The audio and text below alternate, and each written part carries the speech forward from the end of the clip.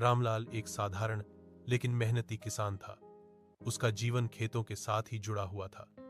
सूरज निकलने से पहले ही उसकी नींद खुल जाती। वह बिना किसी आलस के उठकर अपने काम में लग जाता। नाश्ता। रामलाल एक साधारण लेकिन मेहनती किसान था। उसका जीवन खेतों के साथ ही जुड़ा हुआ था। सूरज निकलने से पहले ही उसकी नींद खुल जाती। वह बिना किसी आलस के उठकर अपने काम में लग जाता। नाश्ता करके, कंधे पर गमछा डालकर और हाथ में औजार लेकर वह खेतों की ओर चल पड़ता। रास्ते में बहती ठंडी हवा और पक्षियों की चहचहाट उसे नई ऊर्जा से भर देती।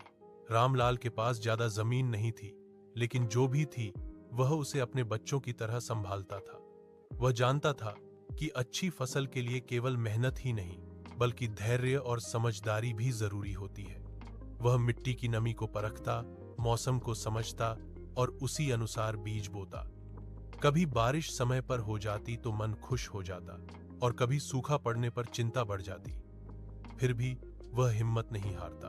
दिन भर वह खेतों में काम करता, कभी हल चलाता, कभी निराई करता तो कभी फसलों को पानी देता। तेज धूप में उसका शरीर पसीने से भीग जाता, लेकिन उसका मन अपने काम में लगा रहता।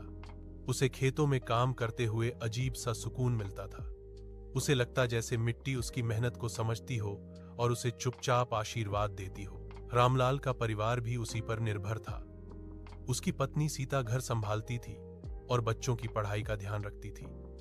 रामलाल चाहता था कि उसके बच्चे पढ़ लिख कर आगे बढ़ें, ताकि उन्हें उसकी तरह कठिन जीवन न जीना पड़े। यही सोच उसे और अधिक मेहनत करने की प्रेरणा देती थी। कभी कभी पड़ोसी किसान उससे कहते कि इतनी मेहनत का क्या फायदा, आमदनी तो फिर भी कम ही रहती है। लेकिन रामलाल का विश्वास मेहनत पर था। उसका मानना था कि ईमानदारी से किया गया काम कभी बेकार नहीं जाता। उसे उम्मीद थी कि एक दिन उसकी फसल अच्छी होगी और उसकी परेशानियां कम होंगी। कटाई का समय।